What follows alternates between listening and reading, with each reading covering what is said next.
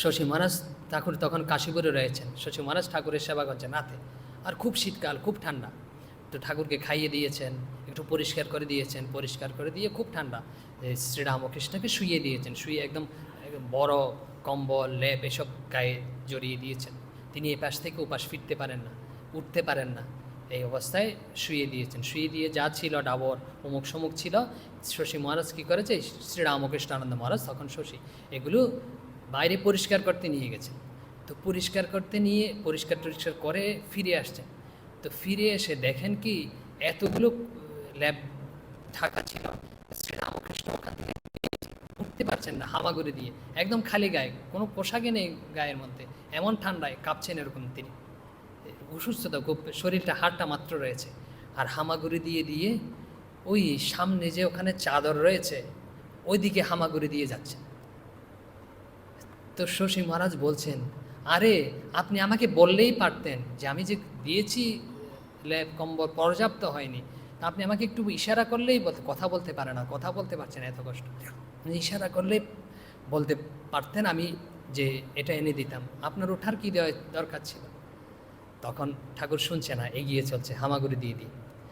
তো এরকম চাদরটা ধরেছে, চাদরটা ধরে শশী মহারাজকে দিয়েছে, এরকম দিয়ে ইশারা করে বলছে আমার জন্য ভাবছি না, আমার জন্য নয়। শশী মহারাজের তখন খালি গায়ে কাজ করছে, তো বোধই নেই, খেয়ালই নেই, সেবা করছে, ধুতির কাঁচাটাই শুধু গায়ে দেওয়া ছিল, বলছে তোর জন্য, তোকে দেওয়ার জন্য। শশী মহারাজ অবাক হয়ে দাঁড়িয়ে দেখছেন এই দৃশ্য, যেই লোক নড়তে পারে না, চড়তে পারে না, এত কষ্ট শরীরে, আর তবুও আমার জন্য ভাবছেন।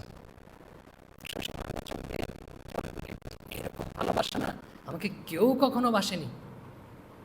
শশী মহারাজ পরবর্তীতে বলতো যে চাদর আমি জীবনে, আমি উনার কাছ থেকে চাদরটা নিয়ে আমি মাথায় ঠেকিয়েছি, আর কখনো এটা গায়ে জড়াতে পারিনি, কারণ আমি এত ভালোবাসার যোগ্যই নই যে তিনি আমাকে যেরকম ভালোবাসেন, এত ভালোবাসার যোগ্যই নেই।